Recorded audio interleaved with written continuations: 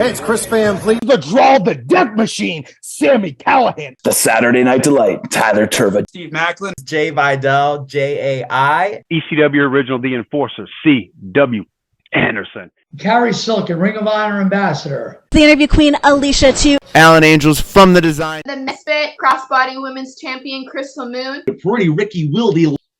This is PCO. This is Santino Marella. This is TJ Perkins. This is Vince Russo, bro. Tyson Kidd. Young Jay Lee. One half of the Impact World Tag Team Champions, Chris Bay. Eric Redbeard. Hey, this is Hall of Famer Devon Dudley here, 24-time World Tag Team Champions, and I've done it all. But you're going to watch, and you will watch Count It Out with Mike and Taylor. You damn right. And if you don't do that, your ass is going through a table.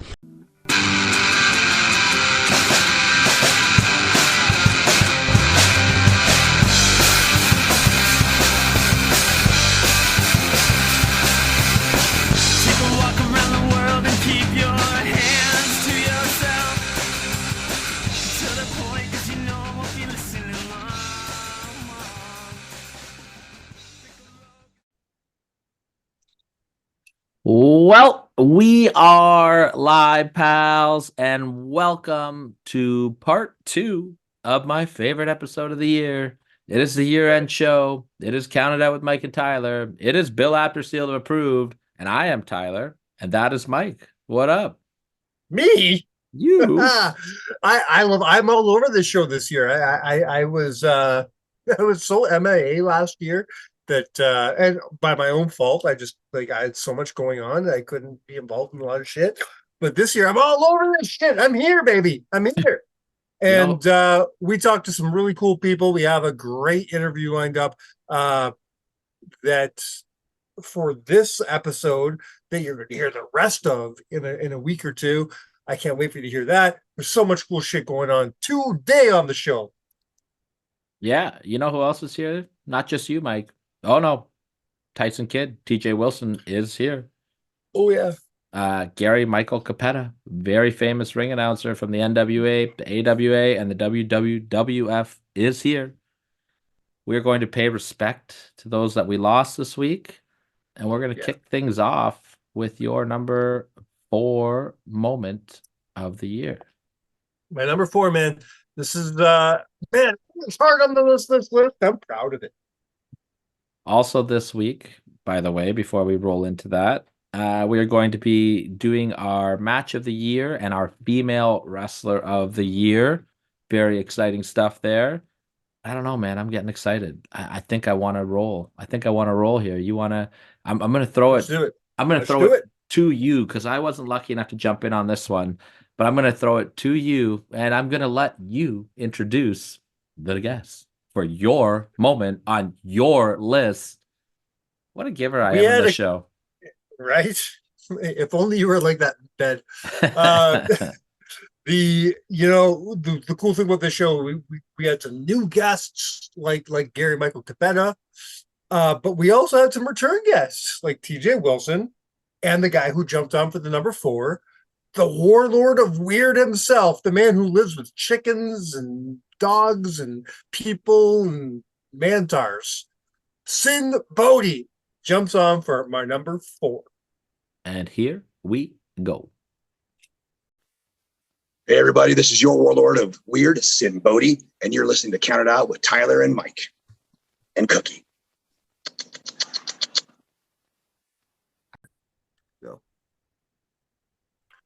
All right. And just like that, our end of the year is about to get fucking weird. Please welcome back to the show for the second time, the warlord of weird himself, Mr. Sin Bodhi. Sin, how you doing, bud? Good, pal. How are you doing? Thank you for having me. Thank you for joining us again. We had a great time with you last time. It's so exciting to have you back on. Before we get to some of the things of 2023, I want to hit with your 2023. I believe you had a pretty interesting year yourself. Most recently, you were able to take a trip right here to your neck of the woods, our backyard, the Toronto area, to visit some family. How did it feel for you to finally get home and I'm sorry to cut you off. I just have to let you know that this podcast and every podcast I do will be riddled with dog barking or chickens clucking or some sort. wives screaming, and so forth. So we've come to be used to that. There's nothing wrong with that at all. That's part of the Sin experience, as we call it here. There you go. Sorry, I didn't mean to interrupt you. What were you saying? That's fine. I just want to know how did it feel for you to be able to turn, the whole world off for a couple days, sit in your hometown, be able to spend some time with your family for once? Well, it was awesome to see my parents. I saw my dad early last year for literally a couple hours in New Jersey. He was visiting me. I had a little emergency tummy surgery that I had to take care of, and everything's all good, but I was kind of rushed there. So he visited me, make sure I was in one piece. And because my parents are older, they can't travel. My mom can't travel. And so finally, just long story short, just between COVID protocols, travel protocols, and all that stuff, and then me getting my citizenship, my U.S. citizenship. So now I'm dual citizen, which I'm very proud of, both Canada and the U.S. But with the paperwork and again, just due to the pandemic, I couldn't travel. So my Canadian passport was expired, and then waiting for those backlog of the American passport stuff to come through, because again, all this wonderful stuff at the southern border and all that other jazz that we don't need to get into. But all the people that had paid their dues and done it legally, just sit there and wait. So finally got my passport. Long story short, got to see my parents that I missed, and I haven't seen them for almost 4 years because politicians wouldn't let me. So there you go. Yeah. So yeah, and it was awesome. I wanted to see so many different people, whether to go work out with this buddy or have a cup of coffee with that buddy and this, that, the other. And, but I thought I hadn't seen my parents in 4 years. I'm up there on a 4-day window.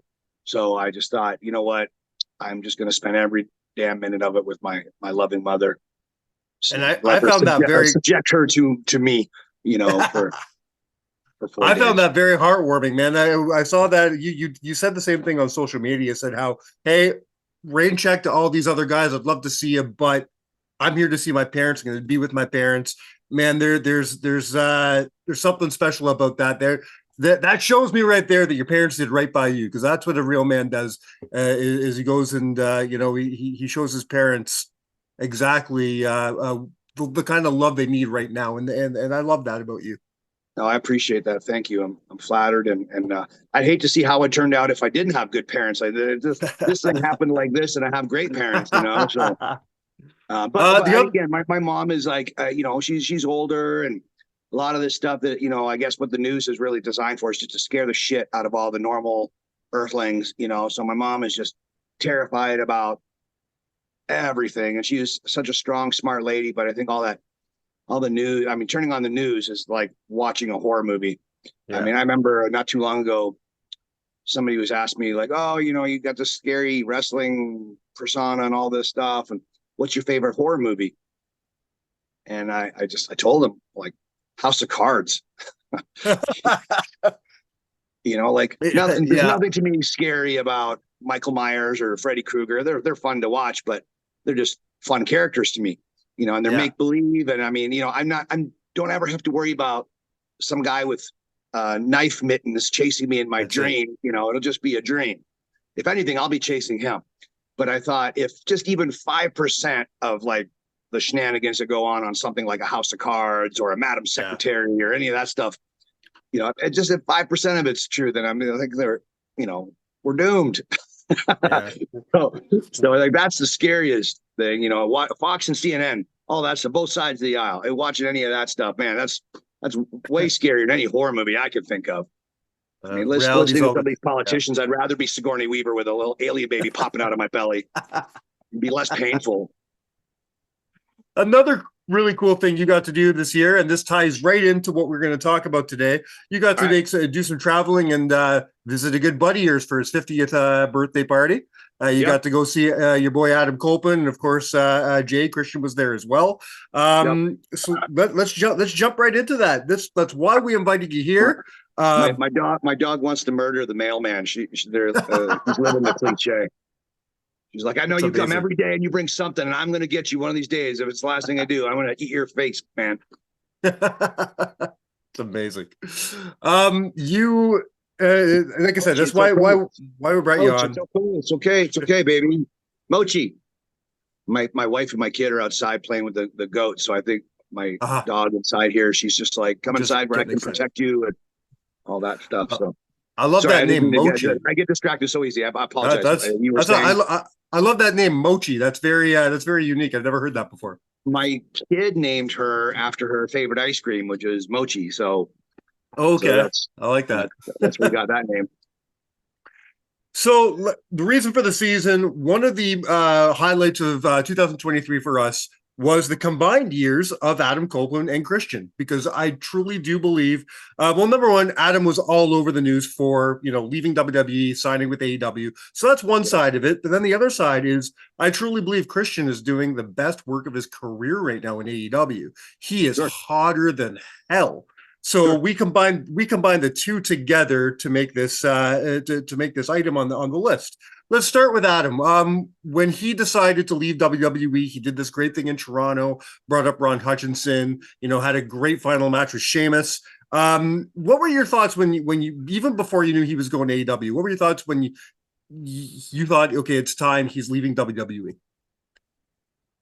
Whatever he touches turns to gold. I mean, if he wants to do movies, they're great. He wants to do TV shows, they're great. He wants to do wrestle, it's great. He's master of his craft, and he's an even better human being than he is a talented athlete in the ring. I think some of his best work was this whole comeback at WWE, and now the sort of the restrictors off, so to speak, at AEW. They've got a lot less control over the wrestlers. They kind of let the wrestlers do what they want for the most part, a little bit, but for the most part, but certainly a lot more than WWE. That's just a big machine with lots of protocols and lots of corporate this and that, and they want to keep a safe, tight product. Whereas AEW is just a little bit more Wild West, which will allow for talent to prevail and tell them themselves too. So I think, when you see talent harnessed at WWE and they're doing a good job, and then they go over to AEW and it's like, well, I don't know. It's because that kind of shows you how, when the talent is harnessed, what they can accomplish. And then when they're left unchecked, they might kind of putt around and not be so amazing. So, I didn't know that I thought they were better than they were, whatever. Whereas Edge and Christian are exactly the opposite. They are going to, just go balls to the wall.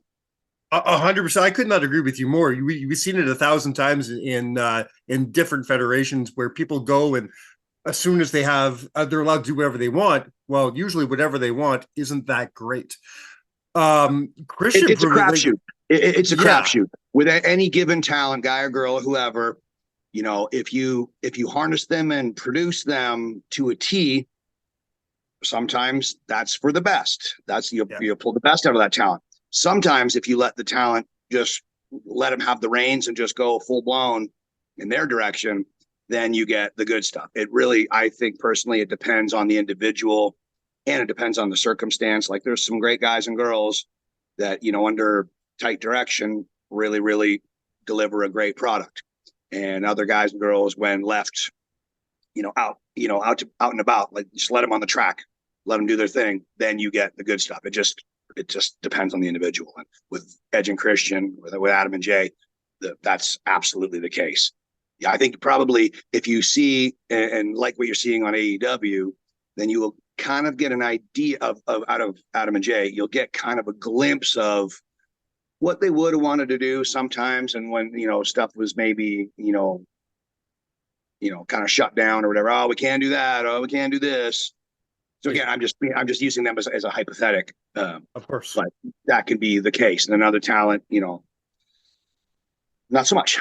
Just I guess it depends. But Adam and Jay, and again, even if I did not know them, even if I did not love them, I would think just as highly of them. Like like of course I look through rose-colored glasses because they're my brothers. Right. But even if I didn't know them, how can you deny how talented they are? Like Christian is a heel's heel. Yes. Is just Adam is just he's just, I mean, he's Thor. He's fucking Aquaman. You know, like, Yeah. what do you want? How can you not like the guy? He's 6'5". He's red blooded. You know, he's a man's man that can get along with anybody. You know, that's a baby face. You know, Yeah. you know, somebody that is full of both equal parts of empathy and strength.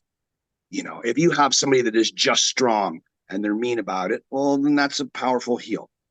But when you have somebody that is strong and is equally as kind, that's a very powerful baby face. And there's just not a lot of those out there. No. There's so many guys and girls that are over, or so they think, or so the fans kind of almost ice cream for dinner think so. Like, yeah, it's sweet, delicious, but it's not going to sustain.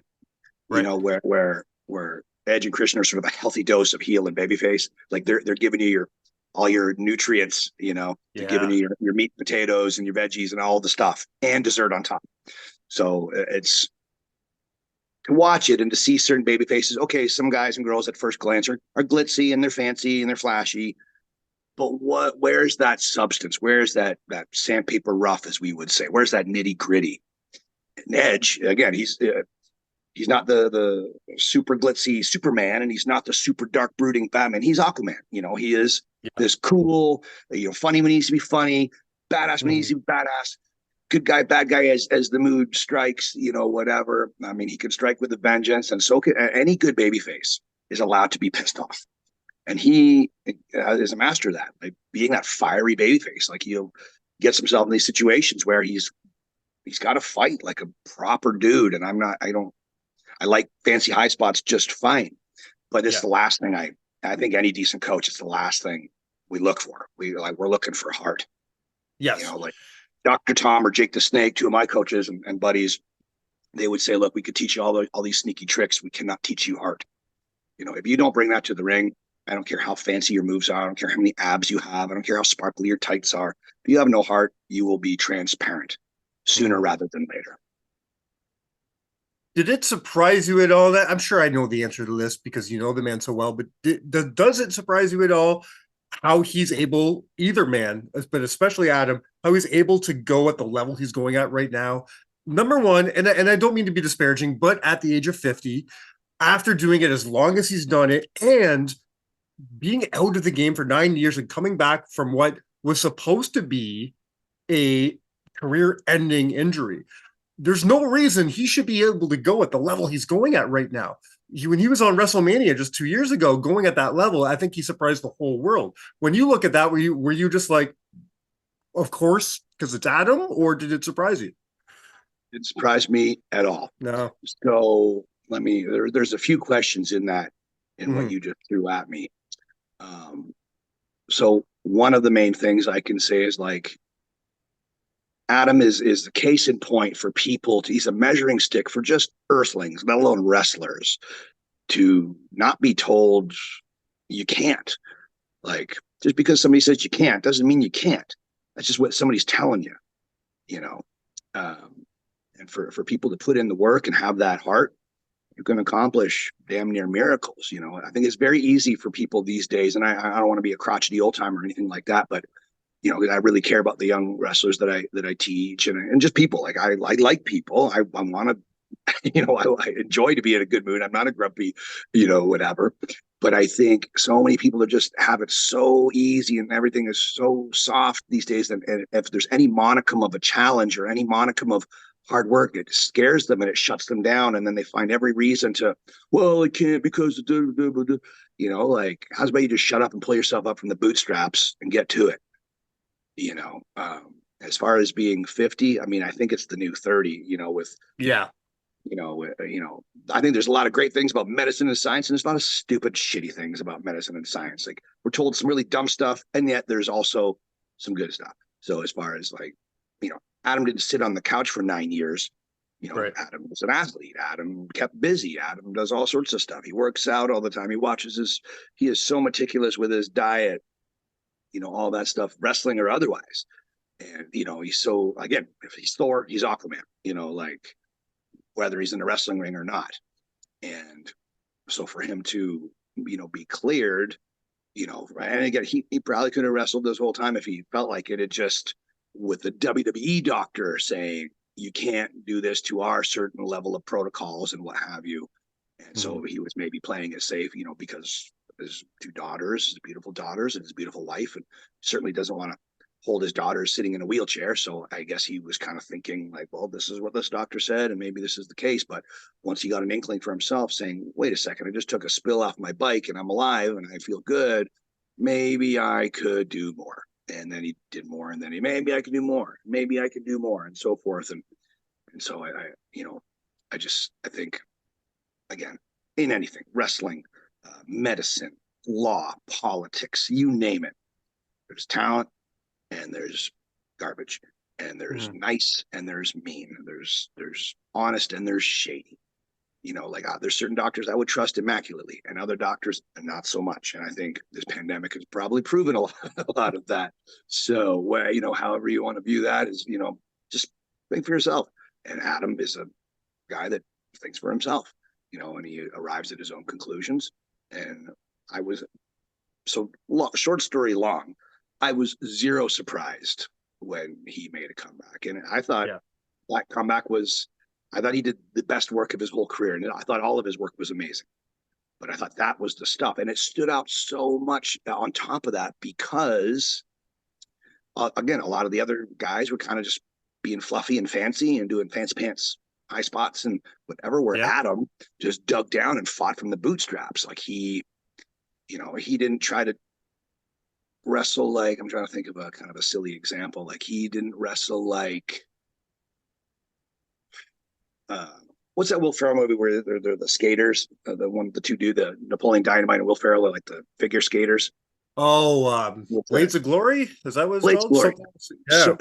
So he didn't wrestle like the glitzy guy in Blades of Glory. He fought more like Patrick Swayze in Roadhouse. He fought from the bootstraps. He fought with grit. I like if that makes any kind of sense. That's what made him stand out. Everybody else is pirouetting and sound cowing up in the air and doing their triple Lindy Blue Falcon bomb drivers.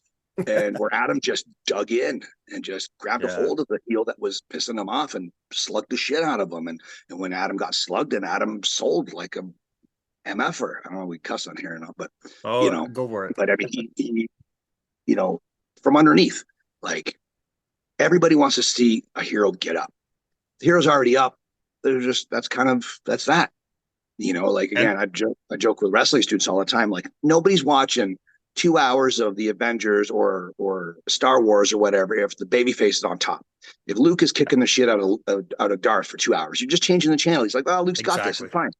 But if Luke is underneath, you're like, how is he going to possibly get out of this? Come on, Luke. And you cheer for him, and you suppose, and you hypothesize, and you question, and you wonder, how is he going to do this? Same with the Avengers handling Thanos or whatever, Spider-Man handling Green Goblin, whatever the case is. But again, that's why I'm just no disrespect to Steven Seagal, but I could give a shit to watch a Seagal movie because it's a 2-hour baby up squash match. No hope at all for the heel. They're getting their asses whooped. That's that. So I don't even need to watch because I know Mr. Seagal will be okay. Yeah. Well, so this Adam, particular, I mean, Adam at 6'5", makes himself into a believable underdog. When he's Aquaman when he's standing up, and he's Ricky Morton when he's sitting down, and he's just trying to get on up.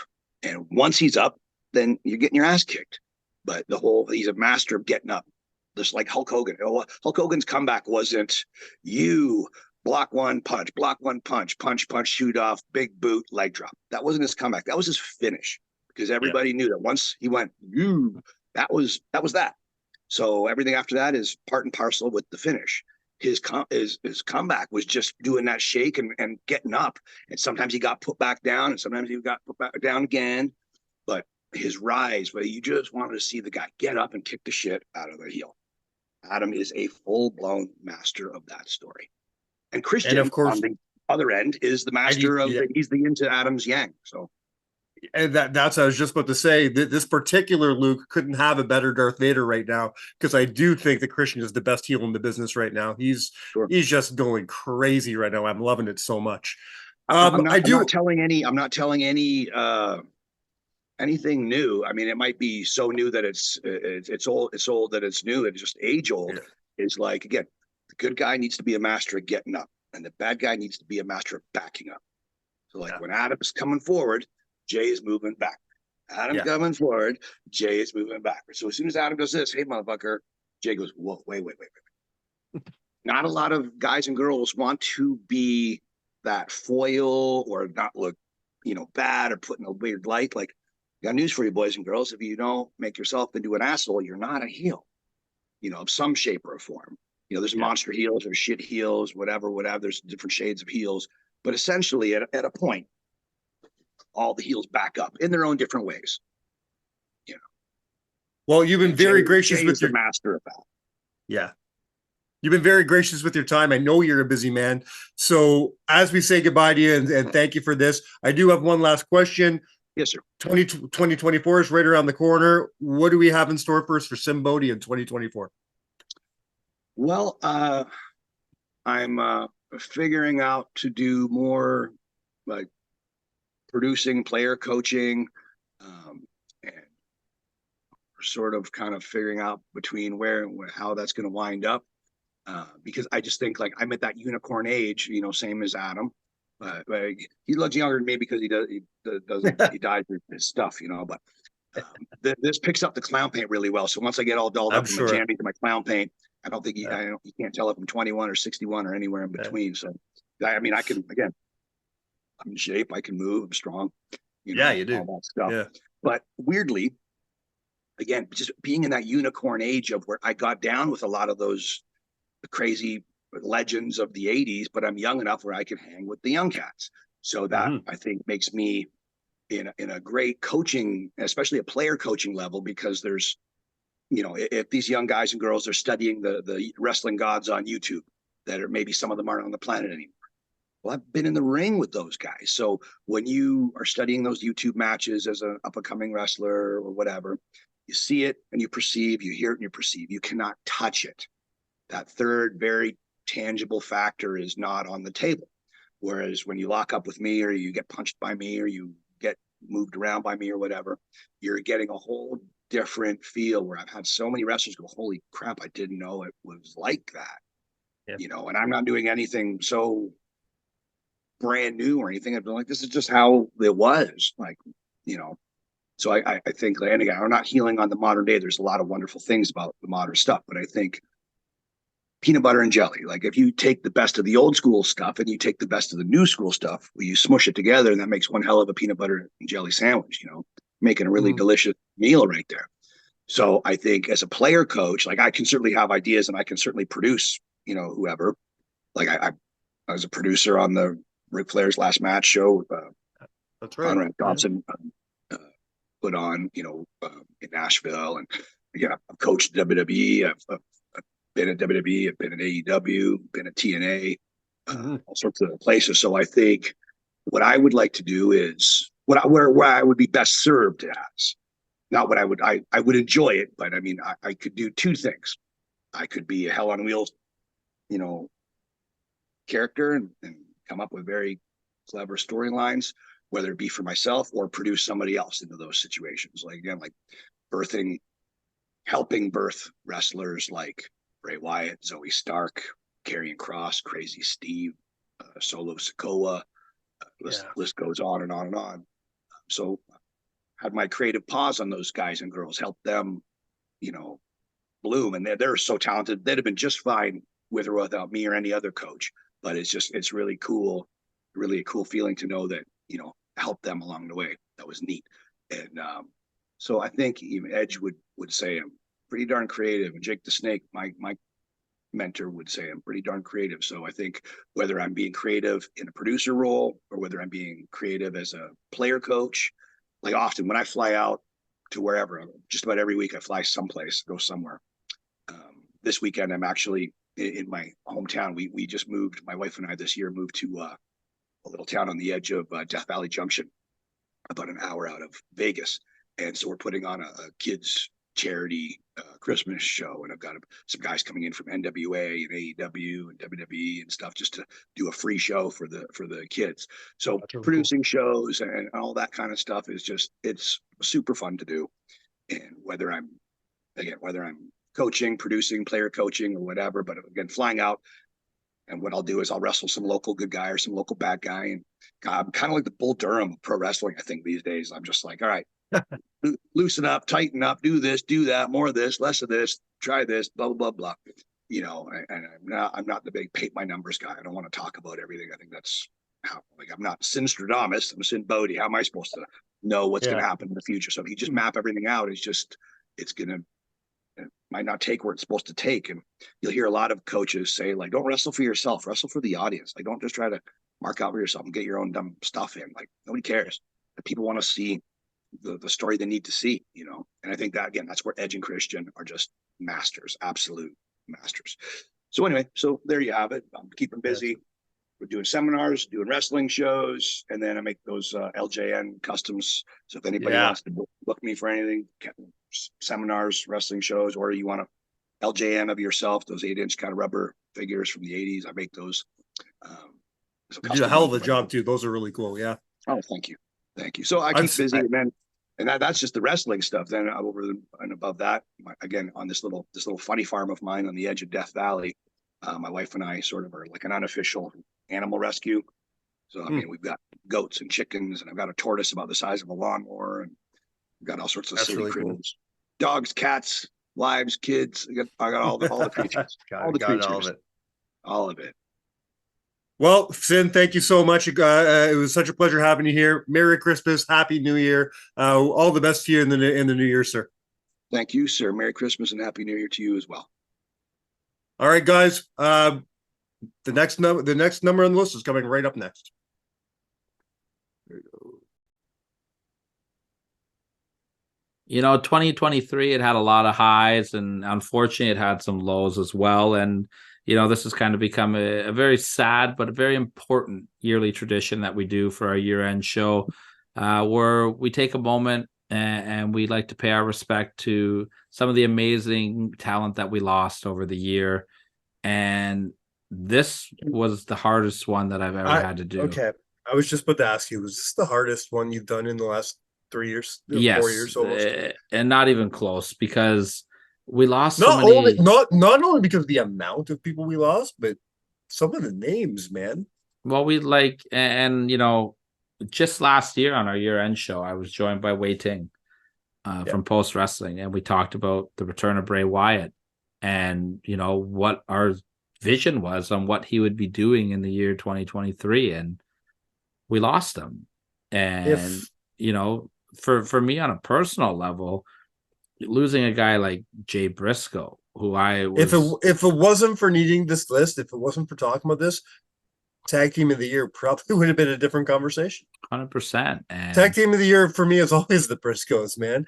How like for me to go a year without even being able to talk about or contend the Briscoes and Tag Team of the Year, that's hurtful. We went a full year without them boys, and that's wow, man. And then to go and lose Terry Funk, who's one of the best that's ever put in on a pair of boots, or someone as influential as superstar Billy Graham. And I'm not going to sit here and name the whole thing. We're going to hear it all now. But get there. 2023, man, it was tough, and I really hope that this. Our only hope is that much shorter next year. Much shorter, and ideally non-existent. You know, but it's important that we take the time and we honor those that we lost. So we're gonna go ahead and do that right now. 100%. Jay Briscoe. Allow me to reintroduce myself. My name's Jay Briscoe, ROH World Heavyweight Champion. If you got a problem with that, do something about it, pussy. You see, boys and girls, it's not a playground out there, it's a battlefield. But y'all too busy playing tiddlywinks to realize that shit. Now, I know it's been a long time since I got on this here YouTube talking to you folks, but I've been a busy man. You see, I'm the champ. I got to defend my title. Been busy whooping people's asses. Ask Davey Richards. Ask Eddie Edwards, BJ Whitmer, ask Adam Cole. I'm a busy man. And on top of that, I'm getting this World Heavyweight Champion money. So I've been busy, you know, buying button-ups, eating lobster and shit. Hell, I even make donations to charities now. The genius, Lanny Poffel. I am the genius Lanny Poffo. That means an awful lot. Not only can I prove I am, but you can't prove I'm not. I speak 11 languages. Escuchen, por favor. Santana comes from Mexico. Yo hablo más mejor. The French I speak is magnifique. They told me in Paris. My Italian's molto bene. I learned when I was 3. I speak Latin, Greek, and Russian, Hebrew and Portuguese. I speak Swedish and Norwegian, and I'm learning Japanese. Aside from my intelligence, I'm cunning as a rat, and I shall put these attributes to use upon the mat.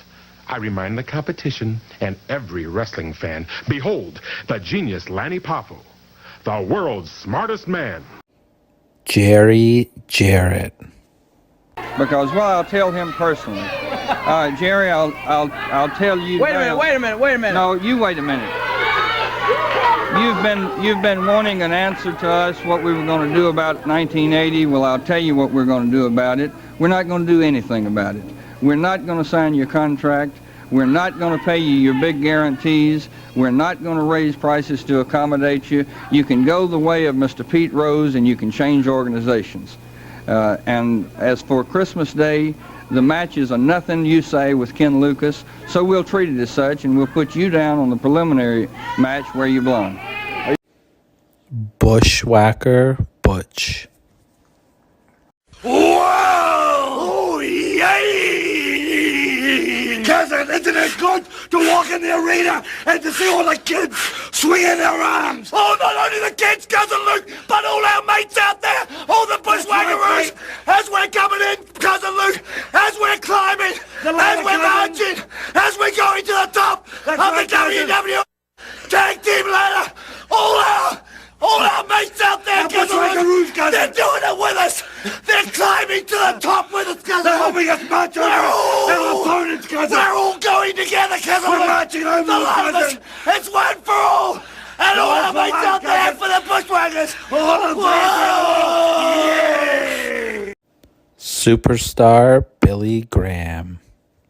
Some are booing, some are cheering, but nevertheless, there's pandemonium tonight. There's excitement. Look at the people's faces. Look at the people's expressions. Can you feel it? Look at you. You're excited because I am the champion, the Worldwide Wrestling Federation champion. How can I retain this belt? Why am I still the champion after months and months and months? Because I'm in shape. I'm powerful. I'm strong. I wake up every morning, work out for 5 hours, run 19 miles a day, swim across the Atlantic Ocean. Unbelievable condition. I am the man of the hour, the man with the power. Too sweet to be sour. Mystery excitement. Look at the pandemonium. Look at the thousands of people. Peggy Lee. Introducing first to my right from Macon, Georgia, weighing 168 pounds, Peggy Lee. The Iron Sheik. Talking about the Iron Sheik. You're talking about Olympic Auditorium, Los Angeles. Look at all the medals. I didn't buy it, soldier. I bought the Red Olympic 60 at Mexico City. Now, in the Los Angeles, I'm already getting excited. I'm on the doctor. Bring me down. Los Angeles, California. I promise all the Iranian people, all the Arab people, all the Red American, Los Angeles Olympic Auditorium. I'm already excited. Soldier, I lost something to Hulk Hogan. I'm going to take it from you. خدمت همه شنوندگان ایرانی عزیز که در لس آنجلس زندگی میکنن سلام عرض میکنم. مخصوصا مرتضای تکیه مرتضای تکیه سلیمان خاقانی نوکر همه شما هستم. ایران the Iron Sheik آیت الله بلاسی همه دنیا پهلوانای ایران میشناسه. Soldier, Los Angeles Olympic Auditorium. I bring you down and I'm gonna kick you just like I kicked the lazy camel. Woo! Woo! Belly. Droz. It's Droz's world. Welcome to Droz's world. Come on in. In training, Mark Henry had come in to work out. blows his nose in. I think I'm gonna have to put up with that. Like one or two heaves, Mark had no idea. I just kind of. On his hand. I don't think I've ever seen Mark Henry move that fast for his life. You gonna get sick? That's a possibility. Huh? Oh. Huh? Oh my God! He's gonna puke! He's gonna puke! He's gonna puke! He's gonna puke! He's gonna puke! Oh man. Mantar. What is this? Don't be afraid. Sit back down, my man. What is this? What's it look like? Making his way. It looks like a half man, half beast. Hey! Bingo! $64,000 question is answered, ladies and gentlemen. Half man, half beast. What is a half man, half beast? What do you call him? Mantar? Mantar, that's right. Exotic Adrian Street. I would like everybody to see exactly what happened to Jimmy Valiant for pushing his nose into my business, of fraternizing with my staff, something that doesn't belong to him at all, it belongs to me. It's okay as far as I'm concerned. For him to hang around let's roll this tape. Yes, let's see this tape. For him to hang around with these hogs he calls women. But as far as the beautiful women are concerned, women like Linda, who on a good day might be almost as beautiful as I am, I'd just like him to keep his nose out of it. Just let him stick to these females. All right, there's where you hit him with the glove. Now you're pouring the rocks all over it. Exactly what he deserves, a disgusting New York toe rag. Exactly what he deserves. Terry Funk. Dusty Rhodes, you no good for nothing, egg-sucking dog. I'm sick and tired of having you claim to be a cowboy. You with your putrid body, your varicose veins, trying to claim that you are the greatest at a bull rope match. You don't even know what a bull rope match is. You don't even know what a rodeo is. You're a drug store cowboy. That's exactly what you are, and I've rode in rodeo after rodeo after rodeo, and I intend on doing the same if I ever get you in the ring in a bull rope match.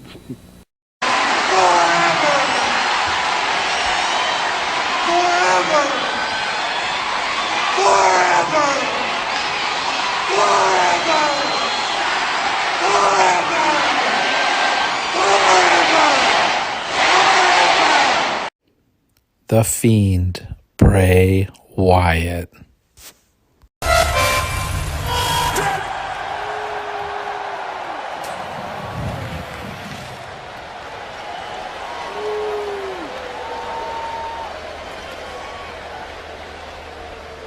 New Orleans.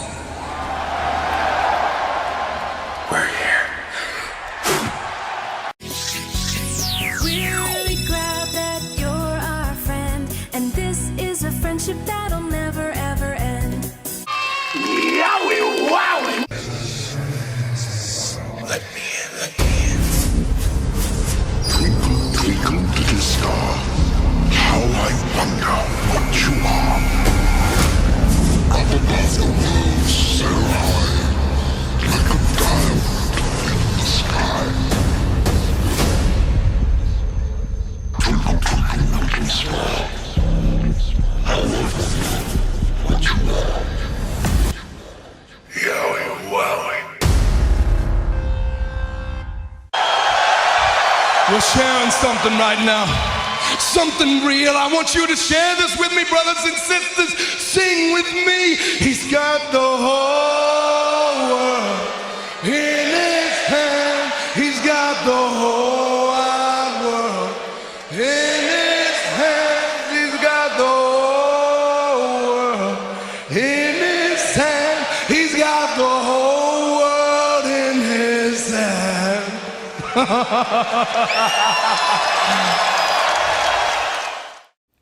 Bob Barker. You know, Chris, your mother would not be proud of you the way you're behaving. You do know that. First of all, nobody. The man talks. He's actually speaking. What did you say? What did you say? Please. He's pouting. He's pouting. I told him that his mother would not be proud. He's being naughty, don't you think? Yes. You watch your mouth, Barker. Let me explain something to you. Yes. Do you understand? Let me explain something to you, old man. Go right ahead. Nobody calls me Chris. No, what do they call you? You need to show They me call you respect. louder. Yeah. I'm respectfully asking for your bid.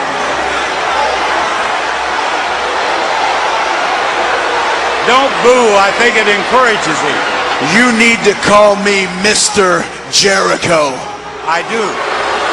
Yes, you do. You need to pander to me and show me respect because I am the best in the world at what I do. That's debatable, I'm sure.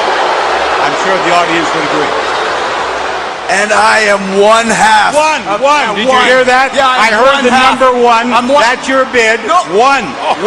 Get off the stage. Down there you go. That is your bid. That is your bid. Get down there. Pick up your name tag now and be a good boy. I'm going to have to take you over my knee. Get down there. Get down there. His bid is $1. Adnan Al-Kaisi. بسم الله الرحمن الرحيم. Sergeant Slaughter, you double crosser. You a man without a loyalty. You are a man with no country. Now it's the flag match. And the winner gets to raise the flag. But I guarantee you, myself and my brother Colonel Mustafa will destroy you. Emile Dupree. De Moncton, dans le Nouveau-Brunswick, à 238 livres. From Moncton, New Brunswick, weighing 238 pounds, Emile Dupree. Rob Rage Thompson. Because let me tell you something, Barrie, you put on an awesome weekend. Downtown Barrie is awesome. We're going to go out there, have a few pints, enjoy this great city, enjoy this great country. Today's Canada Day. This is the best country in the world. Yeah! And despite what Fat Boy over there said, I'm the best man in the world. I just proved it. And I'm going to have some beer with some Barrie folks. How about that? On Canada Day. Killer Khan. You get Killer Khan to say something in Japanese, Mr. Fuji? Oh, be very honor. Hanashine. Ogan. お前は力が強いけど、俺の方が根性がある。なぜなら15の時から無理変にげんこつの相撲社会に生きてきた。柔道、相撲、空手。お前は何がある？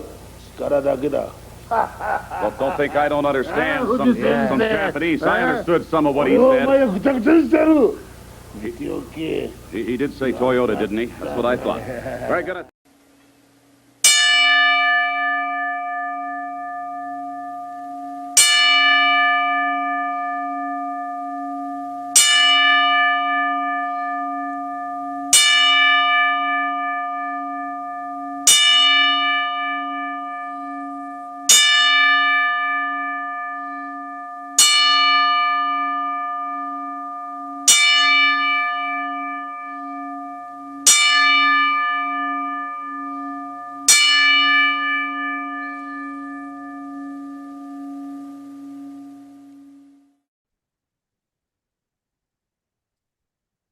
Female Wrestler of the Year. I think, normally on our show, we really pride ourselves on not really looking at the difference between male and female wrestling. But I What think does Lenny Leonard say, bud? yeah, it's just all wrestling. However, because there was so much good wrestling this year, I think it's important that we break it up just so we can pay respect to more talent this year. And that takes us to our Female Wrestler of the Year. Do you want to kick us off with this one, or you want me to go? I'd like you to go. I think a lot of people's choice is not what my choice is this year. And I think a lot of people are going to go with Rhea Ripley. rightfully so. She's had an incredible year. All her stuff with Dominic and Judgment Day. She's been the champion since WrestleMania. I get it. Yeah. I'm going a different way though. And I'm going with Deonna Purrazzo as my choice for female wrestler of the year. In ring, obviously, it's been a fantastic year for Deonna. She's headlined multiple pay-per-view events for Impact Wrestling and hit home runs out of the park. Her series of matches with Jordynne Grace are unbelievable. And for that reason, I'm choosing Deonna Purrazzo for my wrestler of the year. And she could be a free agent coming up in a couple weeks, maybe a month or so. Don't say that. And I see a really successful WWE run in her future. I really do. I don't know if I want that. I think it's time. I think she's a different Deonna Purrazzo now than she was back then. I don't think you brought up a good point. What does she have left to do? Yeah. She's done it all in Impact Wrestling. There's so many, man, give me Deonna Purrazzo and Natty Neidhart for 15 minutes. And you know what I mean? Like, there's so many fresh matchups for her. Chelsea Green is there. They can always rekindle their tag team. Like, I think that's the perfect fit for her. So you already talked about two names that came into high contention for my female wrestler of the year. You mentioned Rhea Ripley, which was, I'm not gonna say she ever was, but she was in high contention. And you just said Chelsea Green. I thought about Chelsea Green because her flawless switch from Impact to WWE just made me have to look at her. You know what I mean? There's nobody better in wrestling at utilizing the TV time that they get and making an impression and an impact than Chelsea Green. She's the best in the business at it right now. I was never a Chelsea Green fan before. I never was. And her time in Impact right before she made the switch over made me into a fan. And then her time in WWE right now, I'm continuing to be a fan. She's not my wrestler of the year, but contender. My other contender was Toni Storm. I love what WWE's doing what AEW is doing with her right now. We might be talking about her in my wrestler of the year in 12 months from now. But my female wrestler of the year, I don't think I could ever regret this decision, and that's Deonna Purrazzo. Wow, we got the same one. I thought you might be going Jordynne Grace. I love me some Jordynne Grace, but Jordynne Grace's year this year was to make Impact look great, not to make Jordynne Grace look great. And I say that with the utmost respect to Jordynne Grace. Yeah, Jordynne Grace went out of her way to make sure the women's division was going to be phenomenal, because I think there was a point in time where I don't know if Jordynne Grace knew whether or not she was staying with that company. So Jordynne Grace was making sure that she left that women's division better than it was when she got there. And she fucking did that. So Jordynne Grace, yes. Would Jordynne Grace be a contender? Of course it would. But Deonna Purrazzo for the last 3 years has been one of the greatest women's wrestlers, one of the best wrestlers on the planet. You were right when you said, when you alluded to this earlier, watching her and Jordan face for the title where she won the title right here in Toronto was one of the best moments of my life watching professional wrestling live. It was amazing. The fact that her and her husband Steve Macklin won the titles at the same night, that was so cool. Really fucking cool. The fact that they headlined, even cooler. Look at us agreeing on something. And I think we can agree on one more honorable mention as well. And just the work that Bayley did throughout the year was phenomenal as well. I think Bayley deserves more credit. Damage Control in general, I think we don't do Stable of the year. Maybe we'll start doing that next year. I think Stable of the year could be, because between the Bloodline and the Judgment Day and Damage Control and United Empire and what's the Bloodpool Combat, Blackpool Combat Club, all that stuff. I think Stable of the Year might come onto the show starting next year. Damage Control would be up there, man. Well, they did some great work this year, and we alluded to this. I want to say it was last week's show, maybe at least a couple weeks ago. We talked about where we think Damage Control is going, and I think Bailey's getting ousted, and I think Dakota Kai's going to take over. I think great things are going to happen for Damage Control going on. I think Bailey is going to continue to shine as a solo artist. She's my pick for women's Royal Rumble. Her Jade Cargill, I think, are strong contenders for that. But you and I are in agreement on that, on Women of the Year, Women Wrestler of the Year, Donna Purrazzo. So let's see if we're in agreement on your next part of our countdown here, and let's see if I can agree with you. We won't be. Hey, wrestling fans, this is the world's most dangerous announcer, Gary Michael Capetta, and you're with Count Out with Mike and Tyler. Talking to you off camera, I know you don't like to consider yourself a wrestling historian, but I follow you very closely on social media. You are one of the most knowledgeable people in the both in and of this business, and you've been around this business more than anybody else. So I have to ask you a question. We want to talk about the rise of Gunther in the WWE and what he's doing for the Intercontinental Championship. But from your standpoint, I was hoping you could give us your idea of the legacy of the Intercontinental Championship, because you were there for some of the very early Intercontinental Championship matches. What is it like? What's it like for you to watch that title grow from what it was to what it is now, and to see what Gunther's doing with it all these years later? Well, it came from nowhere, right? Wasn't Pat Patterson the first? He was. Yes, and it was from a made-up tournament in South America, I think. So that is my experience as an announcer, was introducing the very first Intercontinental Champion, and then a few of those that followed. Gunther is someone like myself who's an old school wrestling fan, has to have a big smile on their face when they watch Gunther wrestle. He is and this is with the highest of compliments.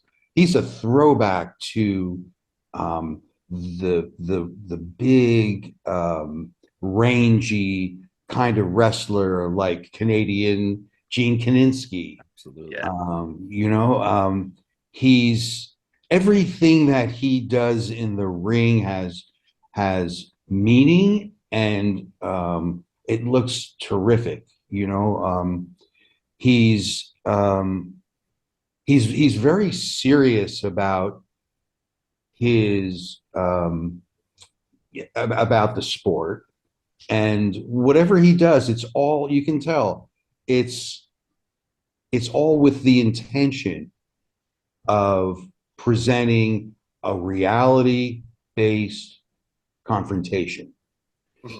He would be someone where you would say to yourself, let's see, if I was wrestling him and I got into the ring, I wouldn't turn my back on it. I mean, his matches never come across as being any kind of a cooperative effort. It's always a tussle. It's, you always can see the resistance back and forth the way that it should be. Unfortunately, an old school wrestling fan is labeled by someone that wants to sit there and watch a 20-minute rest hold. And that is not the case. I don't want to be bored. That's boring. I want what I see in the ring to be realistic. I want there to be a reason for everything that happens in the ring, so that you can look at it. And I'm not talking simply about like quote unquote storyline.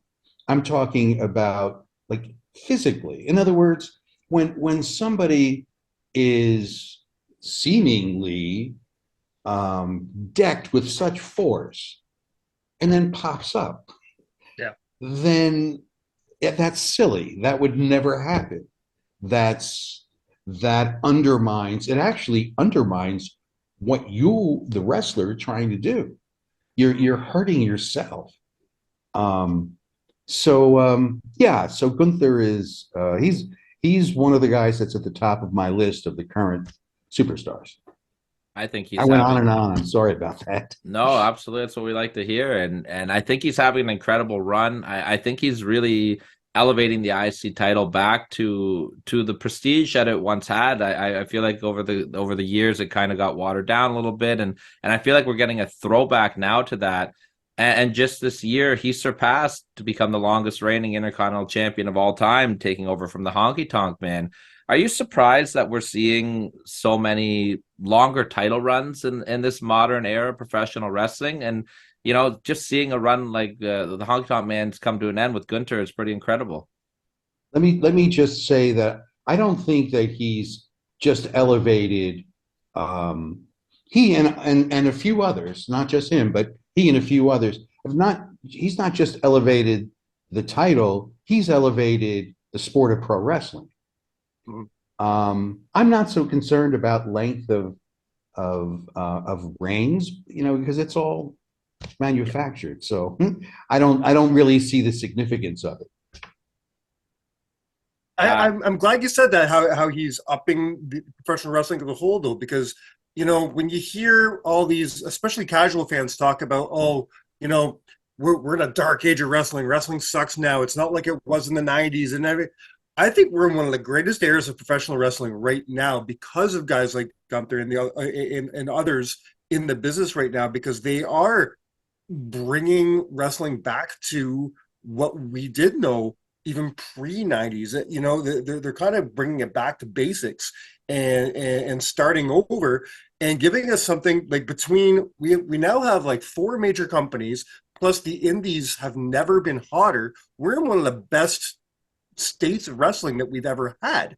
Do you watch that now? And like, well, right there's a question for you. How often do you watch pro wrestling these days?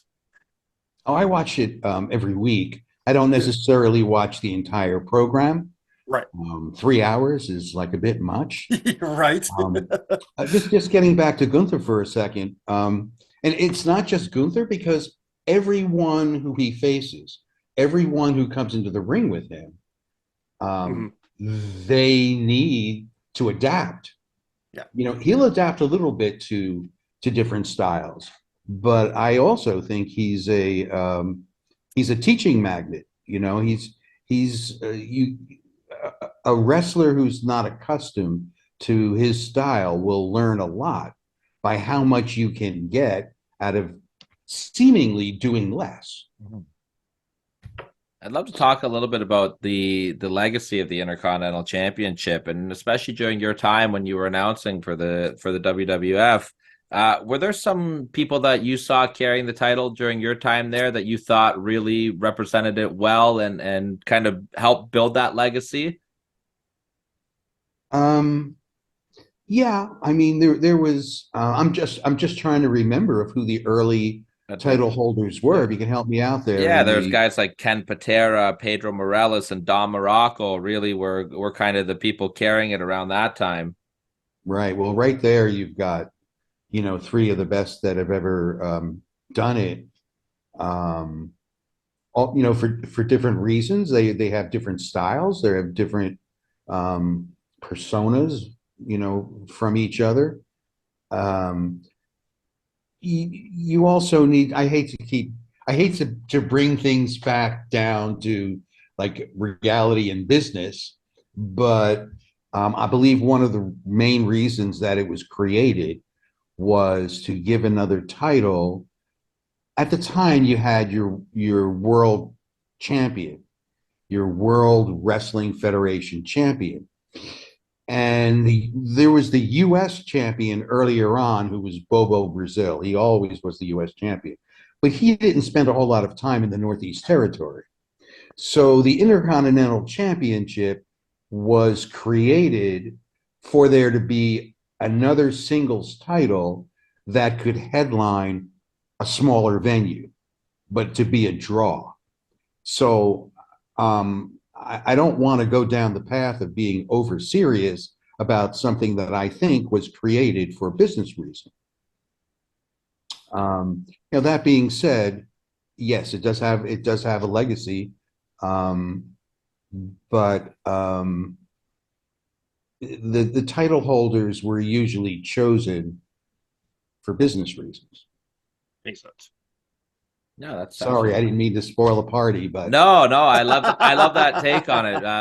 Mike and I, we have a great dynamic on this show where I always like to look at things a little bit more on the business side because it really fascinates me, and Mike is more with his heart a little bit when we do our show. So we have some very fun conversations about that. So I love hearing the business side of it, and you look at those names like Morocco and Patera and Morales, and they're all big draws, so it makes sense to put the belt on them.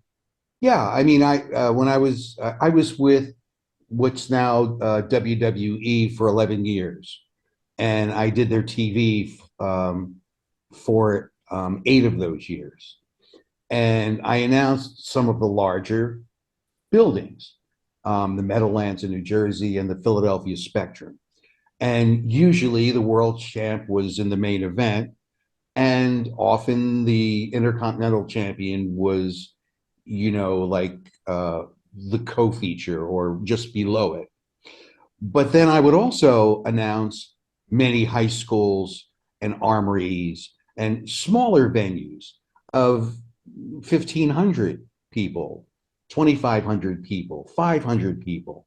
And that's where you would see Morocco defend the Intercontinental Championship. That's where you would see Morales, who it was following his legacy of being the world's champion. But that's where those guys were the headliners. So, it was plugged into what they needed, depending upon the shows, the cities that were running each night, because there were at least 2 and sometimes 3 shows a night just in the one territory. One of my favorite topics that we talk about every year is the match of the year. Now, this year, the year 2023, this has got to go down in history as one of the best in-ring products of all of professional wrestling. I want every single fucking person who says that today's generation of wrestling sucks to stop watching wrestling. If you cannot appreciate what you have in front of you right now, go fuck yourself. Do you know how hard this was to pick a match of the fucking year? WWE is putting on some of the best in-ring shit they have since 2002. All right? Impact is putting on fucking premier content on television that no one's fucking watching. And then you have AEW. AEW is doing something that even I didn't respect enough at first. And then when I got to sit down and really, do my work for this show, and I said, oh shit. I may not like their politics. I may not like some of the people that are in that company, but god damn, that company know how to put on some fucking in-ring content. Mm-hmm. We're not talking about everybody knows that I'm a storyline guy. We're not talking about storylines today. We're not talking about, drama. We're not talking about storylines and kayfabe. We are talking about in-ring product. We're talking about match of the year. From bell to bell, who told the best story with a wrestling match? This was hard, dude. It was. Do you want to lead us off here? Or do you want me to go first? I'd like you to go off first because I think you are the more obvious answer. I think I'm going to go ahead and say that 92% of our listeners are going to agree with you. And I'm not sure there's a single person listening to this show right now who will even guess what my match of the year is. I can never guess what your match of the year is every year. I can never guess what half of your results are for the year-end show any year. I couldn't guess whatever. You're unpredictable. My match of the year, I really narrowed it down to 4 matches.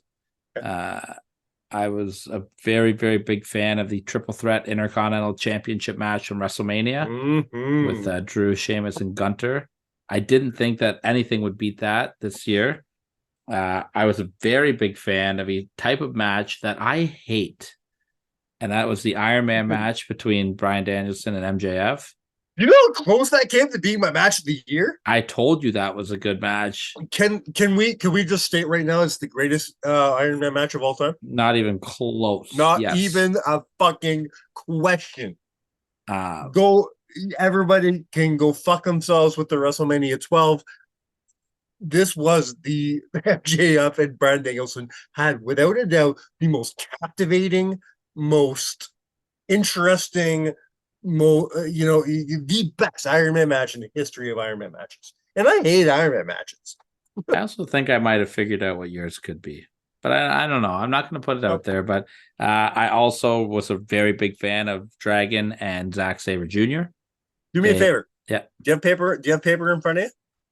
Yeah, but no pen. As I say, write it down and then put it up after I say what it is. Put it up to see if you're right. I'll just give you the honor system. I got nothing. Okay. I got nothing to prove here.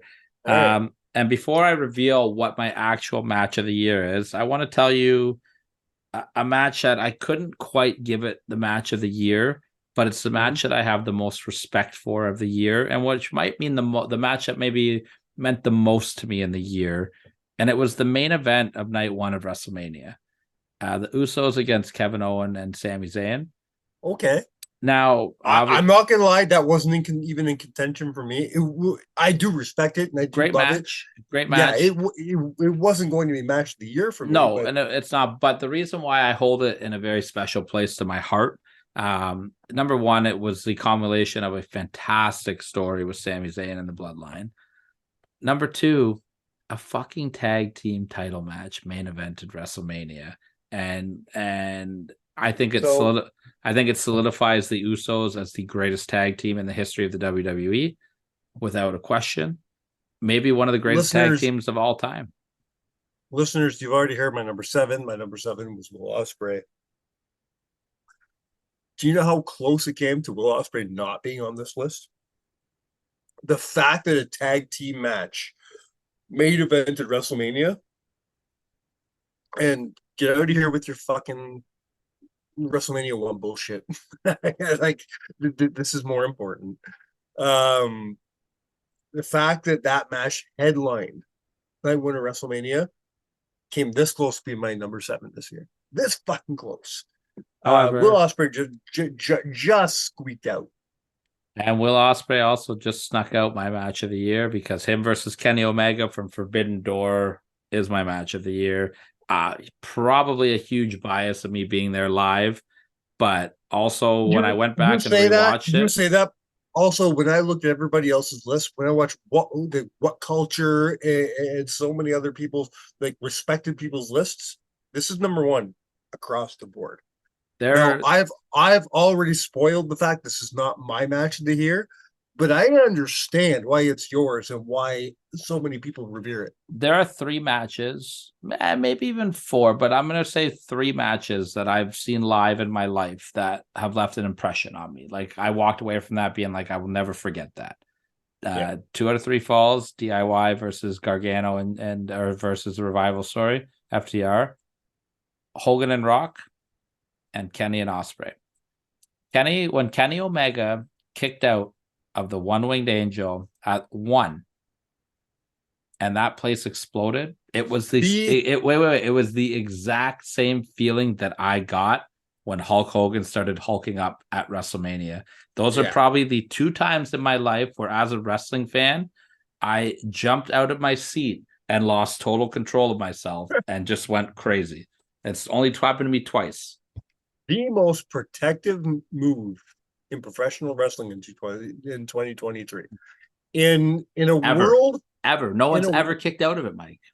In a world where nobody stays down for finishers anymore. Finishers don't mean fucking shit these days.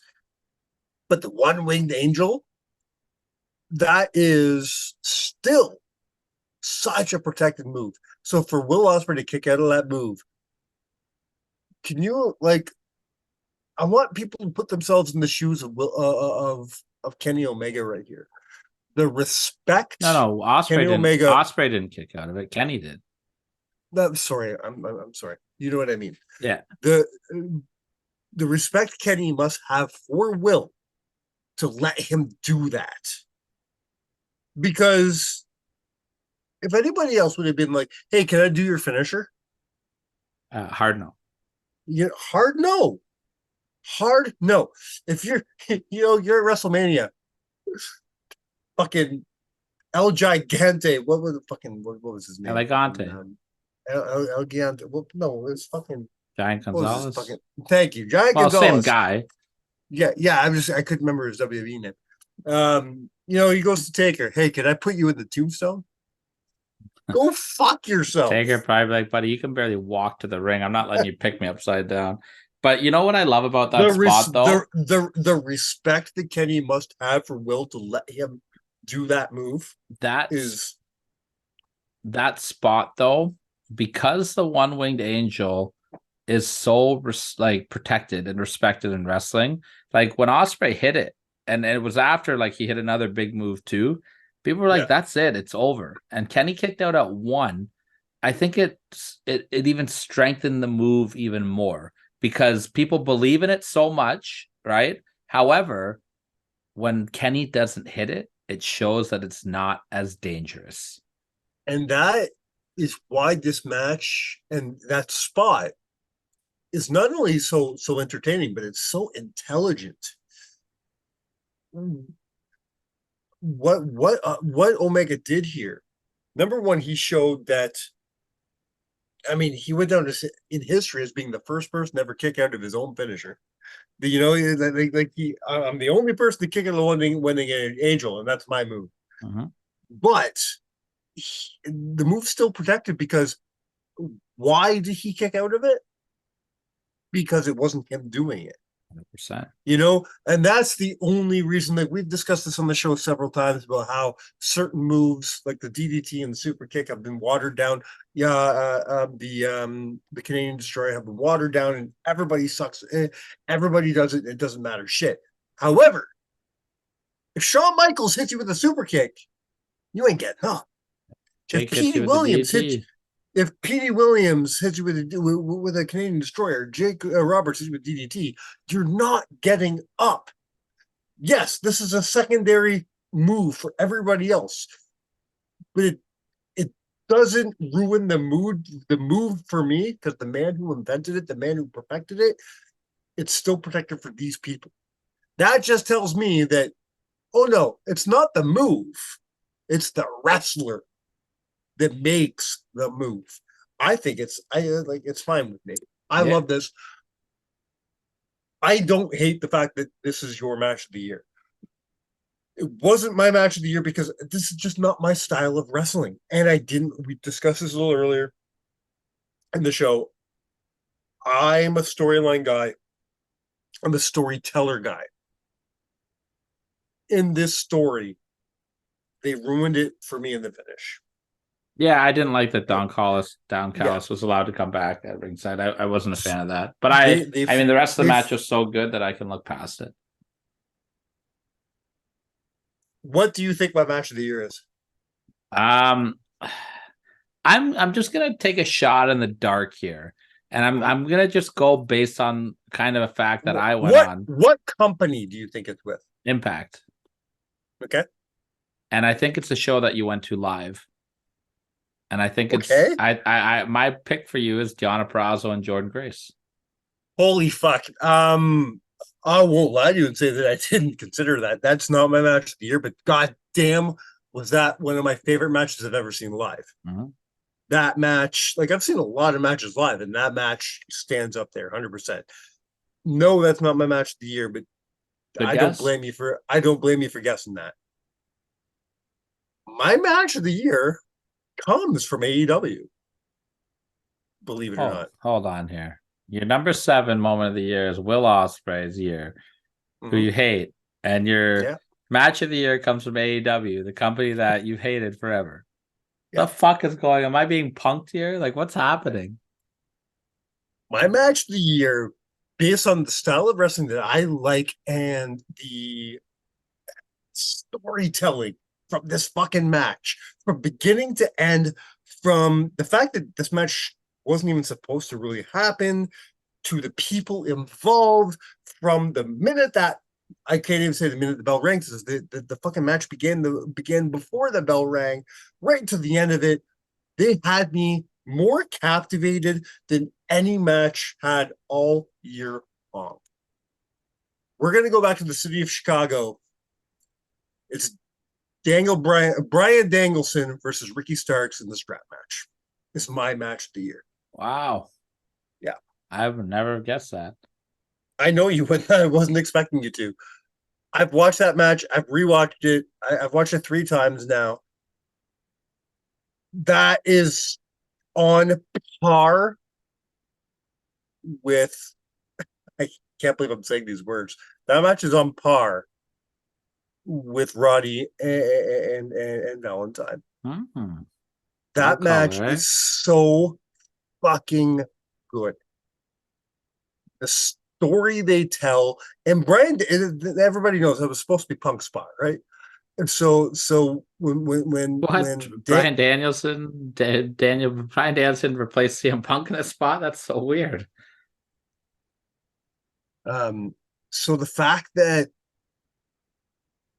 match even happened, it shouldn't have. It wasn't even supposed to happen. And then Danielson comes out, and they start before Starks attacks him, and he's bloody before the bell rings. Is Danielson. The story they tell throughout that, with the involvement of Ricky Steamboat, I could have done without the big Bill shit. That's fine, but Ricky told a great story. Other Ricky told a great story. This from a storytelling standpoint and a physicality in ring standpoint, this is without a doubt my match. I have maybe a little bit more of an unpopular opinion. I'm not a Ricky Starks guy. I can't get into him. I'm not either. This match, I got to give the devil his due in the match, though. I mean, he's good. He's just not my cup of tea.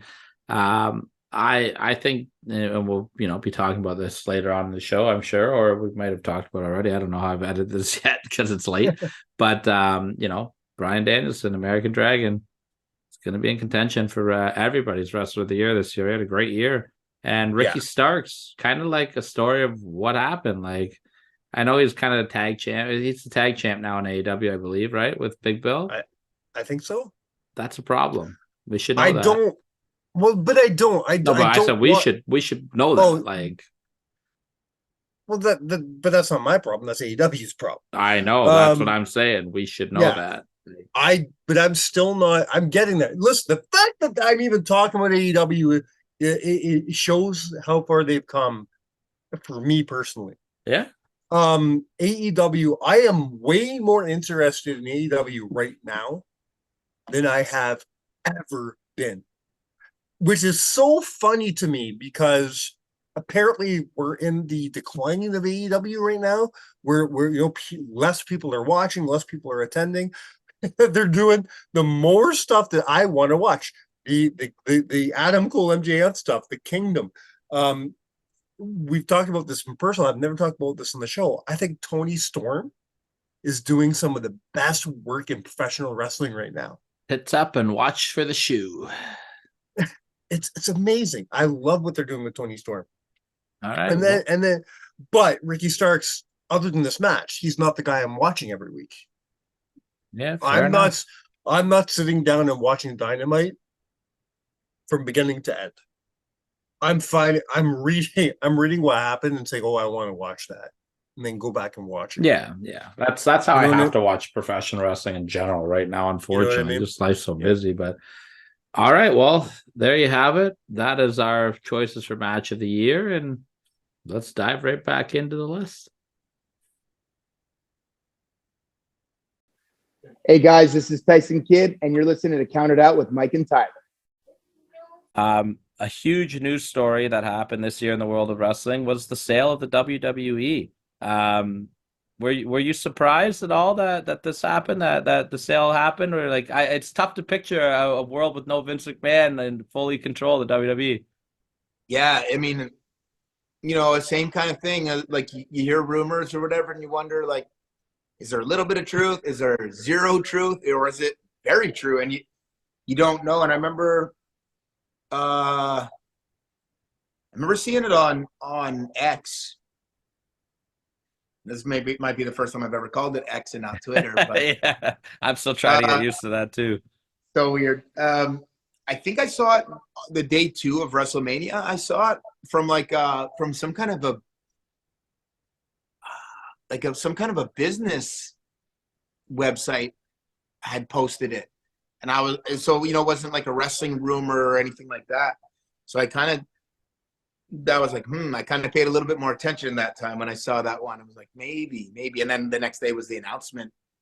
And then, I guess if I hadn't seen that business report of it, I wouldn't have thought anything of it. I would have woke up to a hell of a surprise to emails talking to me about Endeavor buying WWE. Yeah, how's the transition been with Endeavor taking over? Like, it's an awesome partnership for sure. Yeah, I mean, it's so funny because I've been a UFC fan for a long time. Like, I remember Teddy and I watching, I remember him getting a videotape of UFC 2 when we a little bit after it happened. Like, I've been a UFC fan for a very long time. But the truth is, in terms of my stuff and day-to-day operations for me, there's no real changes for me. Nothing has really changed so far. I still paid $80 for UFC this weekend. Nothing's changed for me. We got to make a phone call, get that fixed up, right? Endeavor, we need some UFC tickets over here for TJ right away. Oh, that's funny. We always hear about, like the Vince McMahon and the Dana Whites and the Triple H's, but we don't hear a whole lot of people talk about Nick Khan. How important has Nick Khan been since joining the WWE? He really feels like he's got such a good vision for things. He has to. He's a guy, every time I've ever seen him, he carries himself very well, very professionally. He just I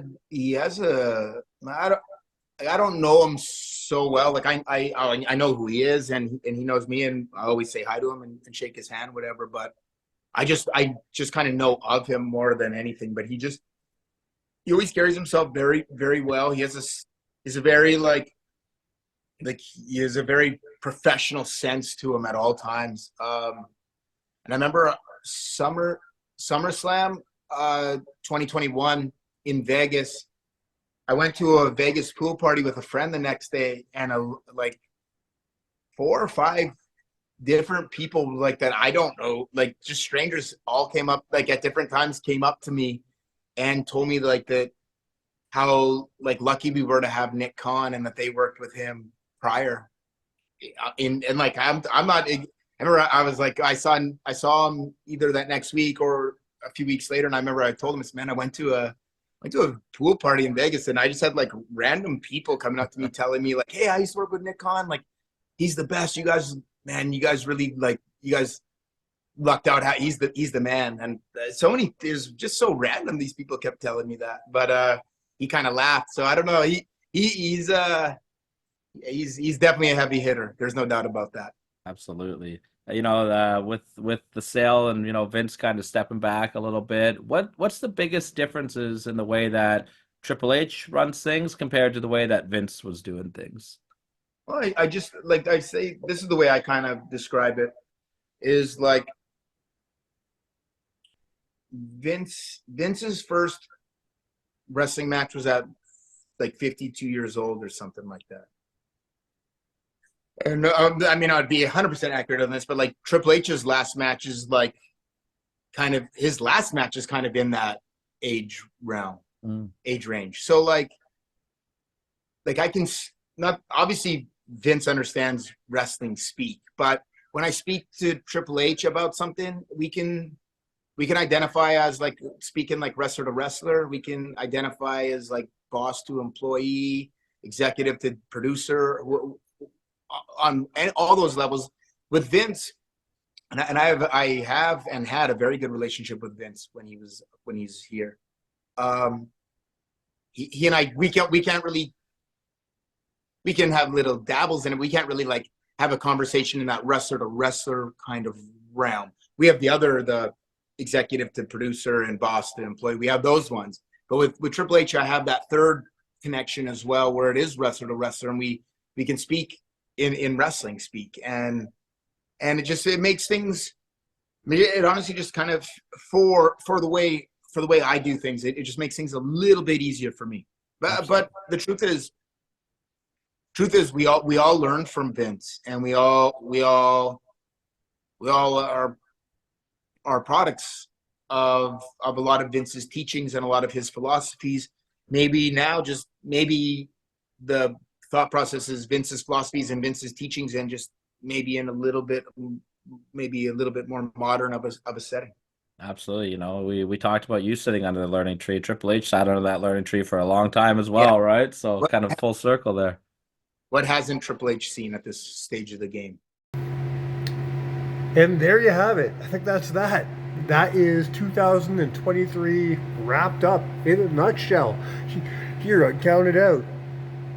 2023 was a really cool year for us. We got to do a lot of cool things, met some really cool people, had some great guests on the show, went to some really cool shows. We traveled as a team for the first time ever, went down to Windsor, started a relationship with Destiny Wrestling. So many really cool things happened this year, and we thank you all for being part of the journey with us. I hope you stay part of the journey in 2024, because we're going to do some really, really cool things in 2024. I promise you that. Starting right away, we have our 200th show coming up in just a couple weeks, followed by our 4-year anniversary in March, and so many cool things both before and after that. We're going to have some great guests. We're going to have some amazing lists. If you guys want to request a list, throw us a note here, or maybe on Cameo. We're on Cameo. Go over to Cameo and request something, and we'll do something real special for you over there. Buy t-shirts from us over at ProWrestlingTees.com. But most importantly, hit the subscribe button, hit the like button. Anytime there's a subscribe or a like or a share, please hit those buttons. They mean so much to us, and they're so important for the growth of the show. If we keep getting those, 2024 could be the biggest year for Counted Out yet. And then our 5-year anniversary show will be fucking massive. So on behalf of 2023, on behalf of this list that I think I did a really good job on, and Tyler for once didn't shit on anything, on behalf of all our phenomenal guests who joined us on the show this year, TJ Wilson, Gary Michael Capetta, Sin Bodie, I thank you so much, all of you. Kerry Silken, Hot Stepper, Will Ospreay. Thank you, everybody, so much for being part of this for us. We can't wait to see what we're going to do next year. Until then, you've been counted out.